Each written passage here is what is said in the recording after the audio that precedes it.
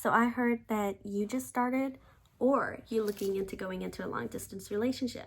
And that's why you clicked on this video.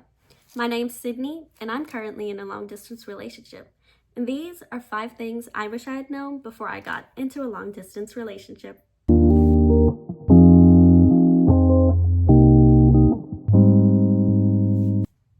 Tip number 1, communication is key.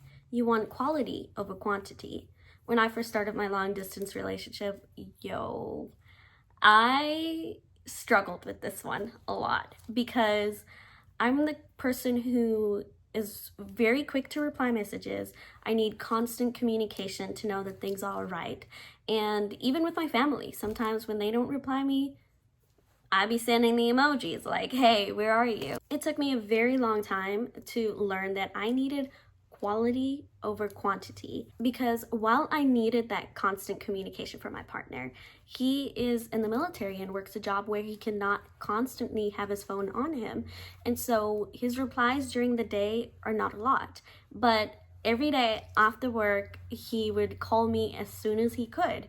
And I soon realized that I preferred those calls after work, where there was a lot more to talk about, where he concentrated more on me and what I was saying compared to the half-assed replies throughout the day. However, and this is for my anxious attachment girlies, I'm one of them, I did say that I need you to give me checkups.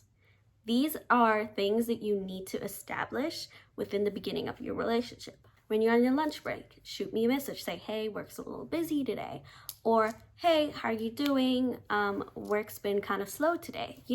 Things like that. Tip number 2, setting your expectations and boundaries within the relationship earlier on. This is something that I was truly grateful for when I got into my long distance relationship.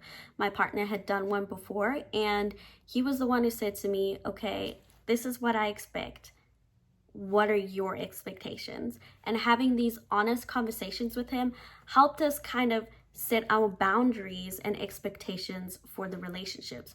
You need to talk about how frequently you need communication. You need to talk about when you would be seeing each other. If you are cross country, would it be a couple of months before you see each other? Or if you're in different continents, do we see each other or try to make a plan to see each other at least once a year? Or if you're in different cities, do we meet each other every weekend or do we meet each other every couple of weekends? You need to also understand their work schedule or their school schedule so that you're not constantly on their case about communicating with you. Knowing all of this and setting these expectations and boundaries within the relationship clears any room for any misunderstandings or disappointments. The third thing I wish I had known was making sure that there is trust in your long distance relationship. Whether you start off long distance or you start off close and end up long distance, making sure that you put effort into building trust is a big thing that you need to do. While building trust in any relationship is crucial, when you're in a long distance relationship, there seems to be more openings for insecurities and jealousy to come through.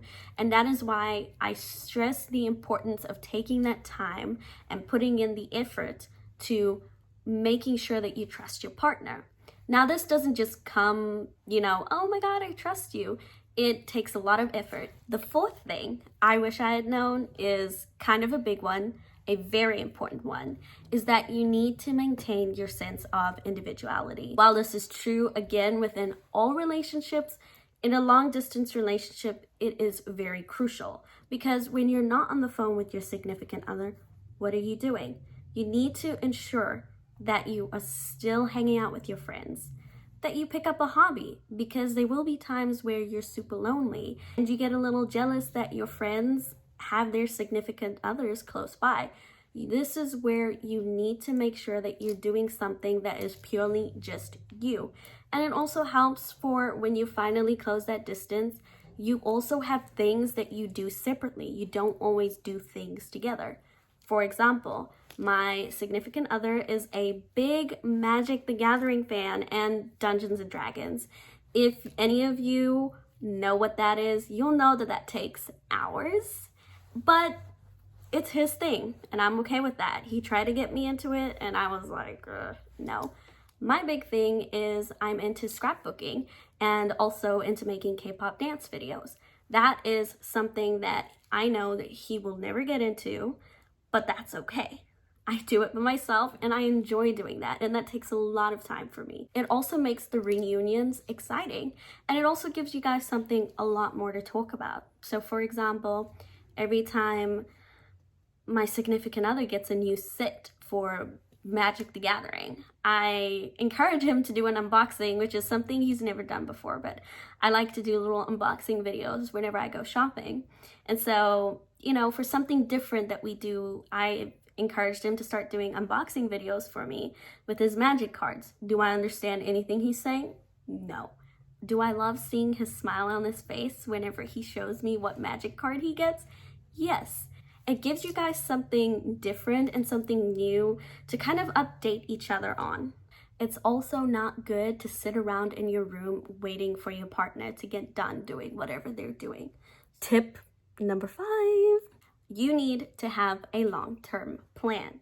While this is kind of a hard thing to do within the beginning of the relationship, you need to have a clear understanding of whether or not in the long term is this relationship going to become short distance? Is that what we call it? What do we call normal relationships? You know what I mean. For example, when I first met my significant other, I was on OPT working for 1 year as an international student. I always knew that I was going to go back and pursue my master's.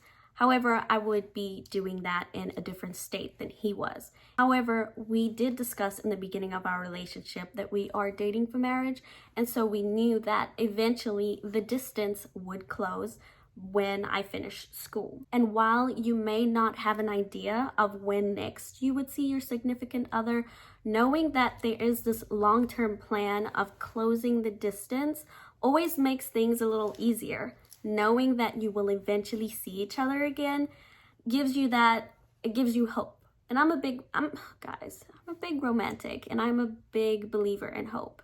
And hope does make the distance a little less every time. Well, guys, those are 5 things I wish I had known before I started a long distance relationship.